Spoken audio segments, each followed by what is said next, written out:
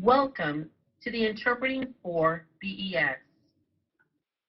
The information contained in this BES should be considered and remain confidential. This BES will contain 3 parts: English to ASL, ASL to English, and site translations. Part 1, English to ASL, Expressive Interpreting. For this part of the BES, your audience prefers a more ASL-like delivery. You will be interpreting for an educational parent advocate, Amanda Morin. She will be outlining the standards with an IEP and a 504, including accommodations and modifications.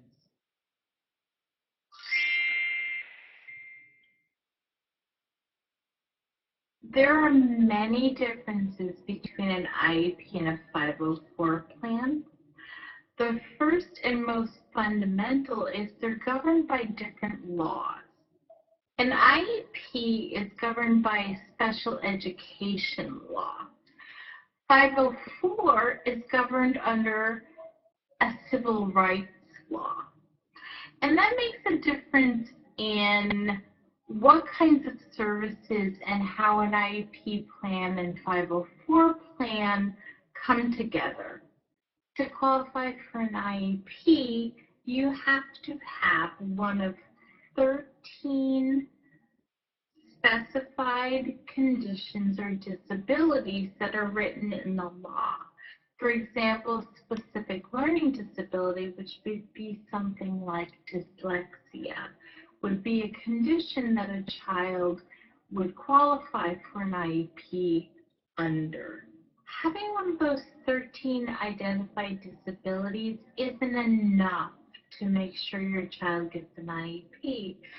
Whatever is going on with your child, whatever that disability is, also has to affect his performance in the classroom. And that's really important to know, because sometimes parents think that just having a disability qualifies for an IEP. But you also need to make sure that it's making a difference. It has what's called educational impact, adverse impact in the classroom for how your child's learning. For a 504 plan, a child needs to have a disability that is getting in the way of his learning in the general education classroom.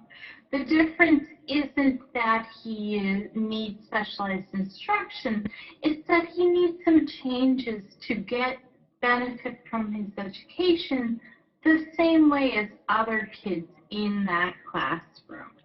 And so kids who have ADHD often have 504 plans. And what happens is just changes are made to the environment, and those changes are called accommodations. And those changes are made in the general education classroom and don't require specialized instruction. So for example, a child with ADHD may need extra time to work on a test or to get his homework done. So some people are concerned that a 504 plan isn't as good as an IEP. And the truth of the matter is that a 504 plan or an IEP can meet your child's needs. It just depends on how well it's put together. A well-written, well-implemented plan that everybody knows what's going to be happening and in place and is working on it can be very helpful for a child who doesn't need that specialized instruction. As long as there's a lot of follow-through and everybody's checking in to make sure it's working well, a 504 plan can be very helpful for kids in the classroom. Once you qualify for an IEP or 504 plan, there are a number of things that can provide for your child. It can provide accommodations and modifications. An accommodation changes how your child is learning. A modification changes what your child's learning. So for example, if you think about a child who needs eyeglasses to see, those eyeglasses are an accommodation to help him see better. Now, that's not an accommodation for a learning disability, but it's an example of how you can change how your child's learning versus what they're learning. If your child needs that extra time, that's an accommodation. He's learning the same information, but he's getting a little extra time to do it. A modification changes what your child is learning. So for example, if your child has trouble reading on the same grade level as his peers, he can get the same information but in a lower reading level, and that's a modification to what he's learning. If you think your child needs an IEP or a 504 plan, the first thing you want to do is you want to talk to the teachers. But make sure you've documented your concerns. Write down specific things that you're worried about. Keep track of your child's progress in schoolwork. Say, these are the things I'm seeing at home. Can you tell me what you're seeing in the classroom? How are we working around the now? What's working, what's not working? And then you need to put in what's called a formal request for evaluation. And this is really important. If you want to get an IEP or 504 plan in place for your child, write a letter stating your concerns and saying, I want to make sure that my child is going to be evaluated. And you need to turn that in to the administrator of your child's school, which is usually the principal. And that will start the ball rolling. And after that, what happens is there's an evaluation process, and your child will be evaluated and tested, and all of his strengths and needs will be looked at. And then you'll sit down with all of his team members, which would be his teacher and the principal and all the other people who are involved in this process, and decide what the next steps are.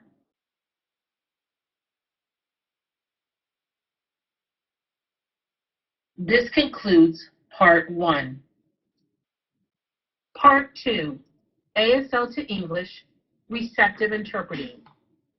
For this part of the BES, your audience prefers a more English-like delivery. You will be interpreting for Neil McDivitt. He works for the NAD. He is the chair for the Emergency Expert Group. Today, he will be speaking about emergency preparedness and the impacts to the deaf community.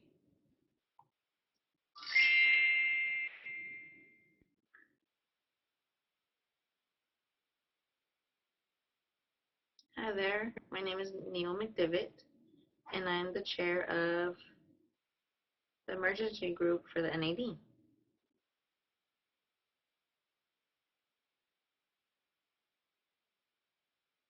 Our group was given the responsibility to evaluate many of the challenges that deaf and hard of hearing people face related to emergency terms and emergency response. Some of the challenges include access to emergency rooms,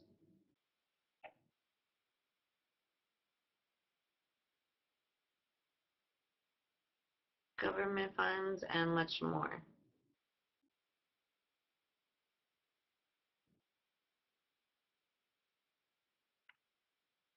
And sometimes there are no interpreters available or provided. Access to local help for health services for natural disasters are not there as well. Or maybe they want to go to a training and they don't have access to those as well. So we asked a group of experts who are well experienced in deaf emergency requirements, and we asked us to develop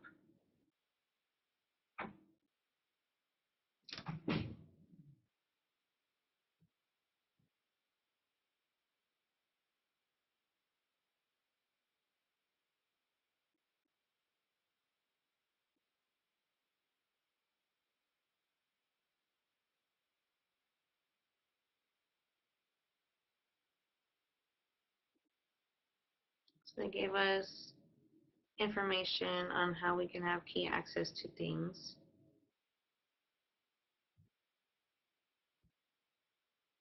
And when the documents were given to emergency management, they were able to go to the training and use that for themselves. So we're going to focus on several different topics. And I notice that many emergency organizations don't have financial assistance for disability access. And that's something that they should set up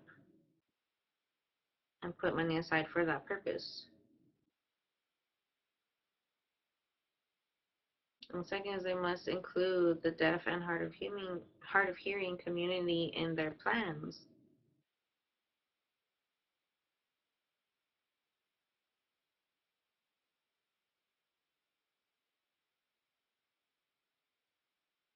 In any discussions with policies and procedures, they need to think about the deaf and hard of hearing community in that as well. The third is they must set up a process to get interpreters for conferences and any situations that may pop up, such as the governor's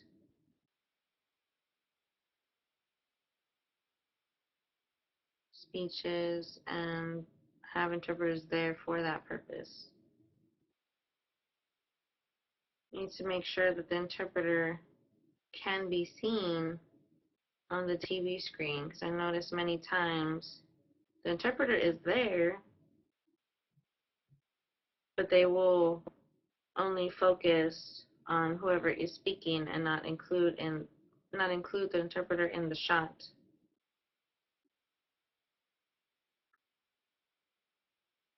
An emergency management team should know that broadcasting should involve closed captions as well.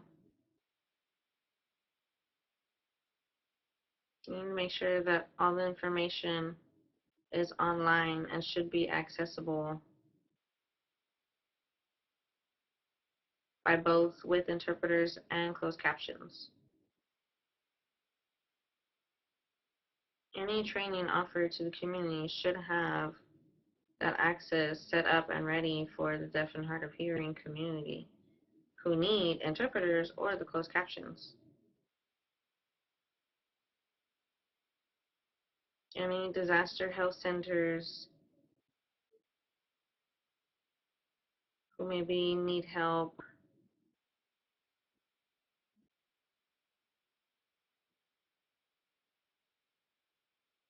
and maybe show people how to fill out the insurance forms or any other kind of important forms should provide the access for deaf and hard of hearing consumers as well.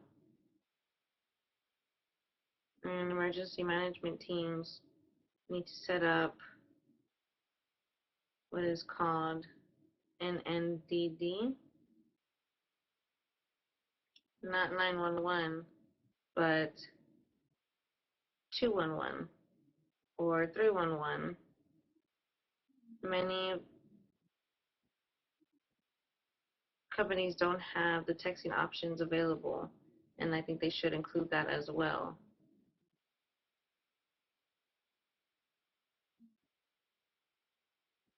This concludes Part 2. Part 3. Side translation. For this portion, you will interpret from written English. Your audience is a monolingual ASL user. You will have up to 2 minutes to read and comprehend the text. At the end of the 2 minutes, you will be prompted to begin the interpretation if you have not already begun. You will then have an additional 5 minutes to complete the interpretation.